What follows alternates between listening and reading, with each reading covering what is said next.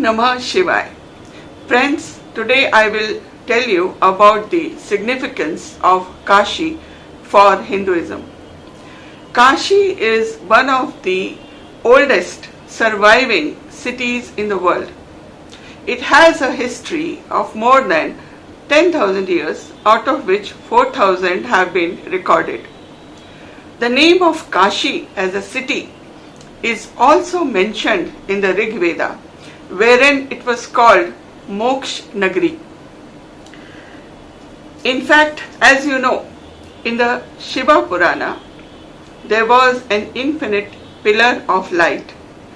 This pillar of light had no end and no beginning.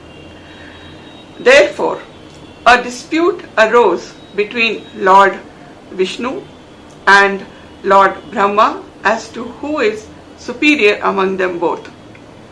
At this time, Lord Shiva manifested himself from this pillar and said that whoever can find the beginning and the end of this infinite pillar of light would be the winner. Lord Vishnu took the form of a boar and dug deep inside the earth, but he could not locate the end of this pillar. Lord Brahma took the form of a swan and he went skywards to look for its beginning. But he also could not find it, but he claimed falsely that he has found the beginning of this pillar. Lord Mahadev got angry and cut off the fifth head of Lord Brahma. He was travelling with this head of Brahma, which somehow slipped out of his hand at Kashi. Kashi is known to be the first Jyotirling among all the 12 Jyotirlings in the country. It is also the sacred home of Lord Shiva after Kailash. So in the winter time, the entire family of Lord Shiva used to shift to Kashi. It is also known that the first temple on this site at Kashi is being built by King Vikramaditya about 2500 years ago. The Lord here is called Lord of the universe, that is Lord Vishwanath, Lord Vishweshwara, and at that time probably the river Ganga had not descended to the earth.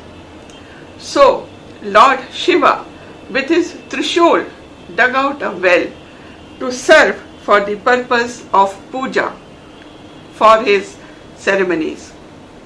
This well has come to be known as Gyanvapi today. He thereafter delivered the spiritual sermon to his consort Parvati. Gyan means knowledge that liberates, and Vapi means well of knowledge. Therefore, it is called Gyanvapi. In 1194, the Qutubuddin Aibak defeated Jayachandra Kannauj in the Battle of Asani and captured Banaras. As per the Taj ul Masir, a book written by Hasan Nizami, who was his contemporary at the time, the army demolished about 1,000 temples, including Kashi Vishwanath at this time. Later, Mahmud Sharki, who became an independent ruler of Jaunpur during the period 1436 to 1458, he demolished many temples in this area, including Kashi Vishwanath also. Saki Musta'id, a historian and contemporary of Aurangzeb, has mentioned in his book that 18th April 1669, Aurangzeb passed an order to demolish the entire Kashi Vishwanath temple, and he erected with the debris of the temple a masjid on the walls of the Kashi Vishwanath temple. In 1780 CE, Ahilyabai Holkar of Indore rebuilt the present temple adjacent to the original site. At this time, Maharaja Ranjit Singh, who ruled the Sikh Empire, also donated about 1 ton of gold for the temple. Now, this is also the present history of the Kashi Vishwanath temple, which has been demolished and again built, again demolished and again built over time by different rulers. As per a very eminent English scholar called James Prinsep, who was an officer of the Mint at Kolkata, he was an Indologist as well as an archaeologist and also had deep interest in metallurgy.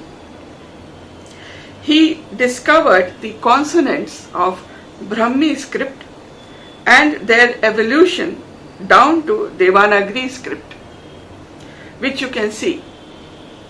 He was also the secretary of Journal of Asiatic Society of Bengal. He was also an eminent lithographer, and a sketch made by him of Annapurna temple can also be seen in his books, in his writings from 1838 to 1840. In 1840, he also made a plan of the Kashi Vishwanath temple, which you can see. The red line indicates the area on which the present mosque has been built. So it is apparent that the mosque has been built within the precincts of this Kashi Vishwanath temple as per the red area clearly demarcated by James Prinsep. Now after this has become one of the prime factors which establishes the plan of the original temple made by the Hindus on this site. The Kashi Vishwanath temple is also mentioned in the Skand Puran, which says that Sakshachi Vamai Murti Gryan Krit Gyan Vapika Santi Tirthanya Nekani Sadyah Shuchi Kara Vyapi, अर्थात ज्ञान व्यापी स्वयं शिव का लौकिक रूप है। यह ज्ञान या पूर्ण ज्ञान उत्पन्न करता है। ऐसे कई तीर्थ जो तुरंत भक्तों को पवित्र करते हैं, लेकिन वे ज्ञानवापी के 16वें अंश के बराबर भी नहीं है। The Kashi town in ancient times was a temple which was always been dedicated to Lord Shiva. It had several other temples in the precincts of this area. The Kashi Khand of Skand Purana clearly mentions most of these temples and the Kashi Vishwanath temple. Kashi was an important place for debates on religion, for teaching Sanskrit, for teaching yoga, and for different kind of religious discourses, debates on different matters. The temple had become so active in these areas that it irked the Mughal rulers of the time, who decided to destroy the entire temple. In ancient times, Adi Shankaracharya Ramakrishna Paramhansa, Swami Vivekanand, Dayananda Saraswati, Goswami Tulsidas, and even Guru Nanak Ji had visited Kashi to pay obeisance to the Lord Shiva. Further, in present times, if you see, it continues to be a rich center of cultural and other activities. Like for instance, different musicians like Rajan and Sajan Mishra belong to this area. Further, Pandit Madan Mohan Malviya, who established the Banaras Hindu University, also belongs to this area. Further, several eminent scholars like Prem Das, Jai Shankar Prasad, Kabir, and also Girija Devi, singer, also belonged to this area. The cultural and historic value of this area, city, cannot be denied, as even Lord Buddha, he gave his first sermon at Sarnath after being enlightened at Gaya in about 650 BC. A rich cultural, literary, and a very prominent place for Hinduism, Jainism, and Buddhism.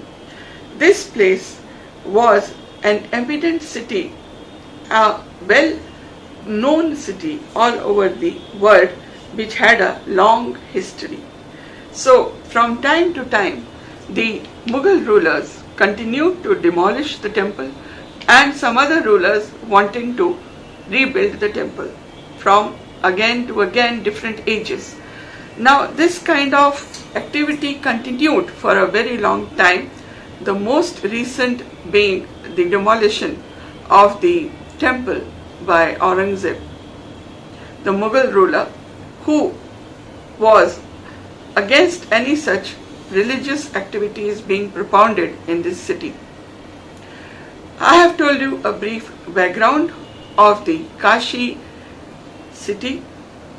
Later on in my other videos, I will present to you about the survey which is being done at this site by ASI and the ongoing court cases. If you like my videos, kindly subscribe to my videos and also like and share it. Thank you for watching this video.